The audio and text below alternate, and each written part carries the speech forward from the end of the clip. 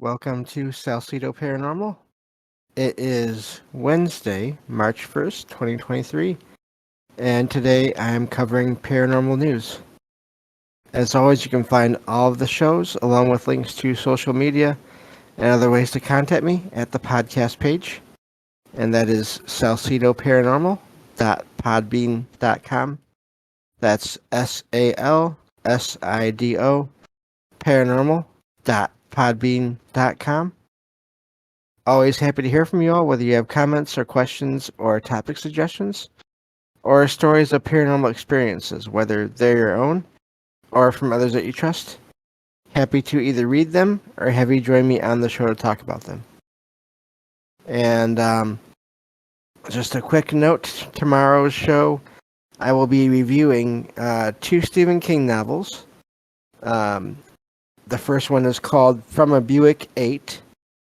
And the second one may be a little more well-known, which is 11/22/63. So that should be a fun show. That will be tomorrow. And that's the plan for the end of, basically, the end of this week's shows. So let me get to the news stories here. Thank you all for being here and listening. And or listening on the podcast and YouTube feeds. Really appreciate it. And let's get started here. One moment.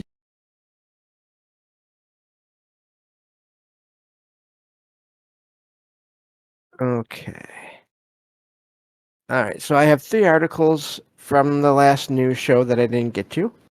So we'll start with those today. And this first one is from ctinsider.com. And of course, this is for Connecticut. The title says, Paranormal experts visited Connecticut's haunted inn featured in Netflix series. Here's how it went. So, this is known as the it's called Captain Grant's Inn. It was recently featured in that paranormal reality show.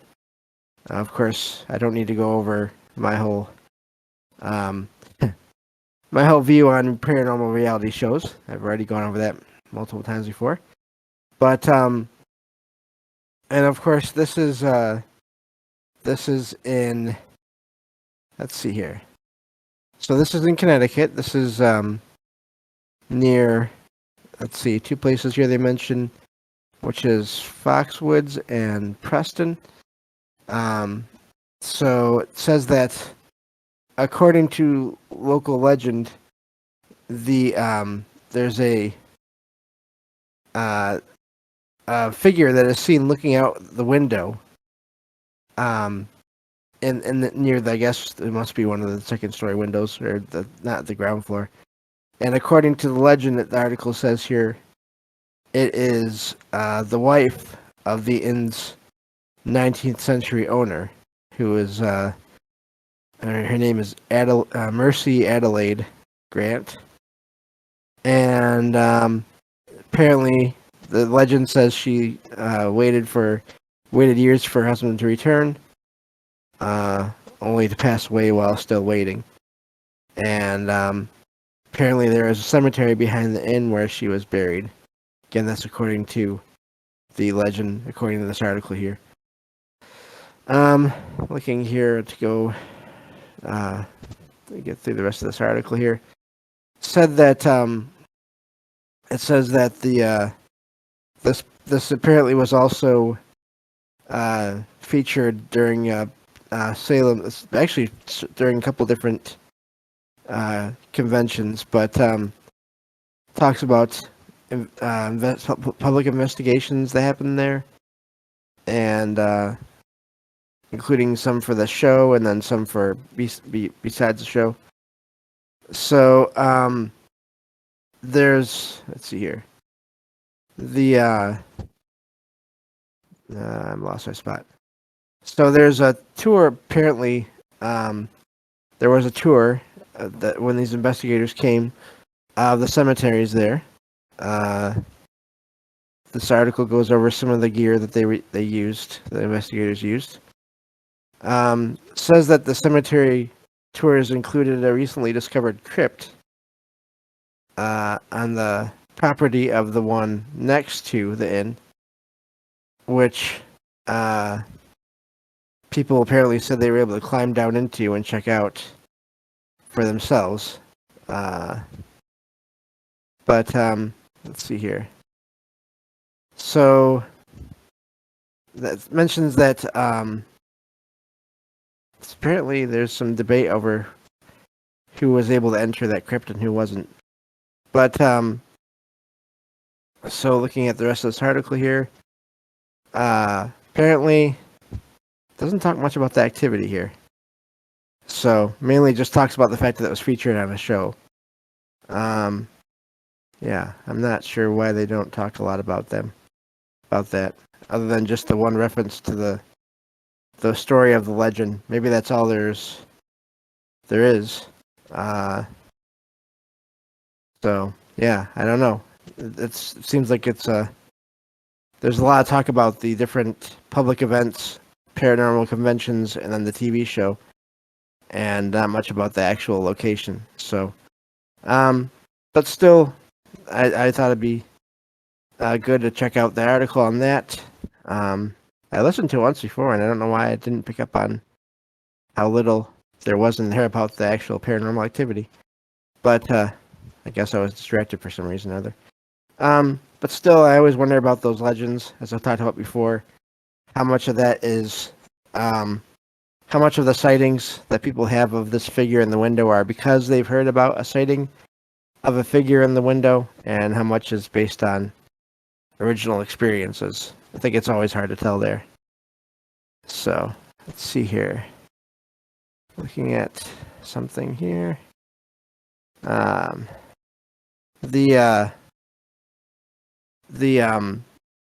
reality show is, just for anyone that hasn't heard me before talk about this before. The paranormal reality shows, the only thing I have against them is so often the networks that are in charge demand for things to happen, even if things don't actually happen.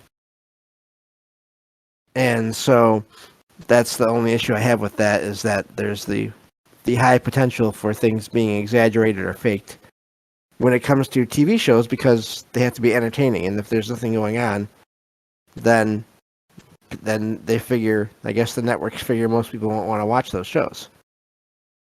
So that's my main issue with the shows. It's not even an issue with the actual investigators. It's an issue with the money behind the shows that feature the investigators in a lot of cases.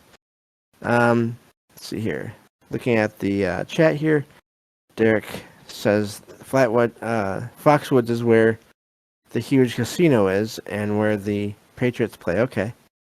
It's on Native American reservation land, which I think are often mystical spots. Yeah, could be. Wouldn't surprise me at all. So, yeah, I mean, it does seem like, so many articles, every article seems to point out that wherever they're talking about, whatever city or whatever state or whatever neighborhood they're talking about, they always kind of mention, yeah, there seem to be a lot of stories here. And it seems to be everywhere. Not just in one state or another state. Just everywhere.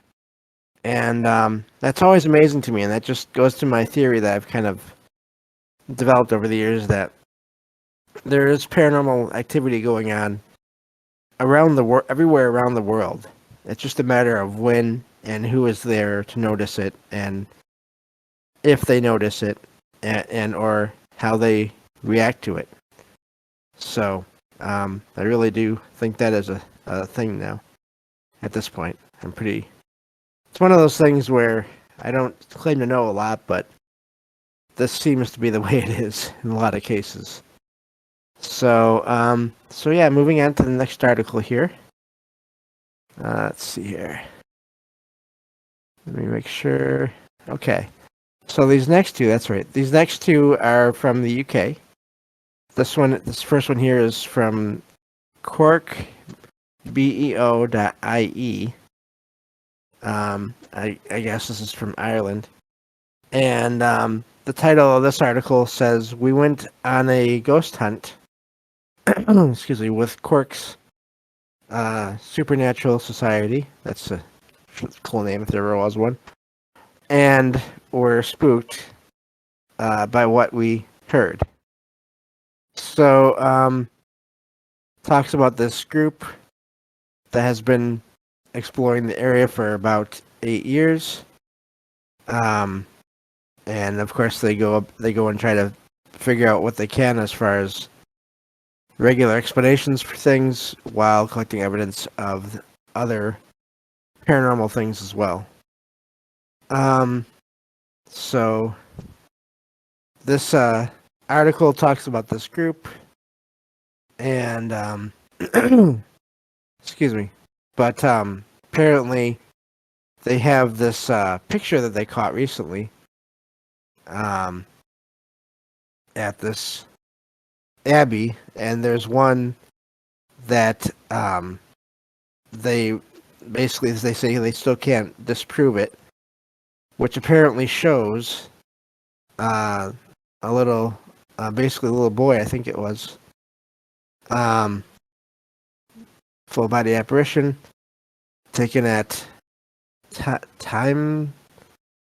I don't even know how to say that. Timoleague Abbey. I almost want to say Time League, but I don't think that's probably right. So says that there was this picture taken of a full body apparition. And it was basically taken as they were leaving one room. And it appears to be a little boy. So, they talk more about their investigations in this article, and you can read all about that from there. There's more pictures and more discussion of the group's activities. So, it's a good-sized article. I'm not going to go over it all, but I always like when these articles share these pictures of what they think are something odd, and you can see some neat pictures that way when you look at these articles. So, moving on to the next one real quick. Again, this is another picture or video. I forget if it's video or picture. We'll see here when we get into this article. That's funny. I didn't realize this till just now. But this is from York. yorkpress.co.uk. And this is a short article, so it won't take long to get through this and at all. But this says, "Ghost caught on camera at York Castle Museum." So, and it has a picture here. It looks like a beautiful building. So let's see here.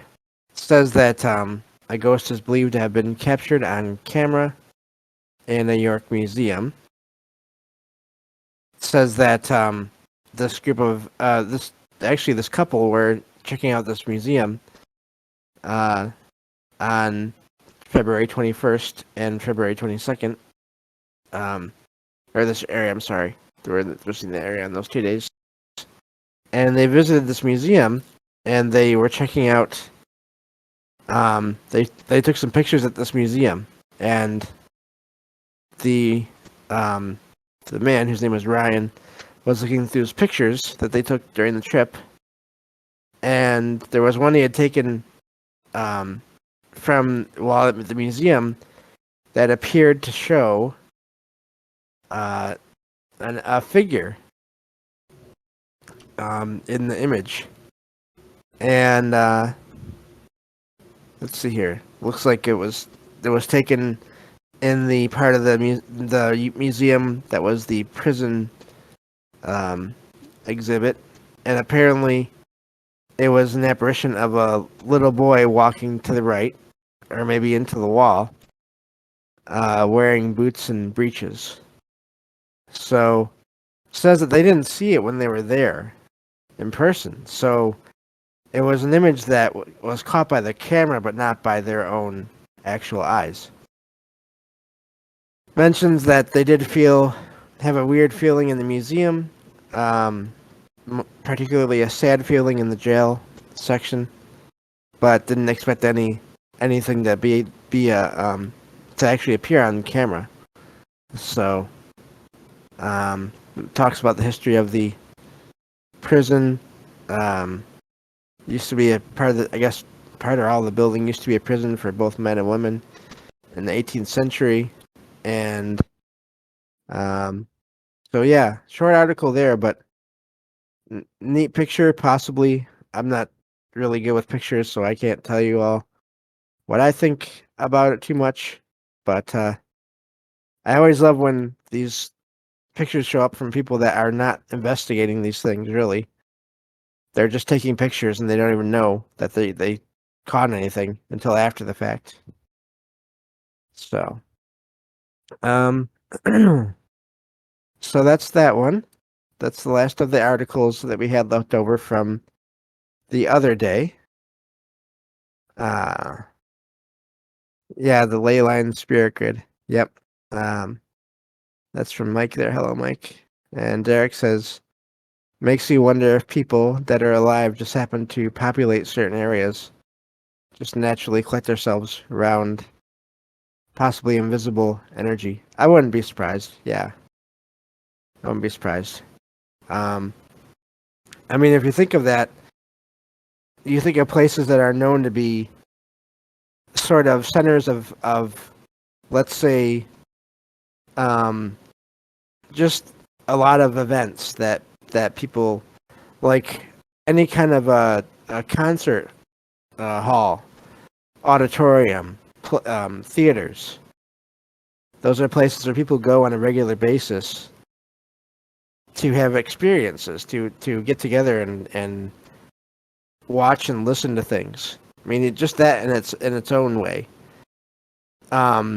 is its form of you're gathering people to this place, and then some may end up, maybe not in that exact situation, but in some cases maybe, um, or in other similar situations. Think of sites of like major historical or religious um, significance. People will gather around those places to look into them or to be part of the community that's already there. Yeah, wouldn't surprise me at all. So, I think we have time for one more article here. I have two more left, but we'll at least get to this one. This one is from klaw.com. This place I have heard of. Never seen pictures of it though until I saw this article, so that's pretty neat. But the title of this article says, "Visit this historic and haunted Oklahoma mansion for a frighteningly good time." Um, and so this is talking about the Belvedere Mansion.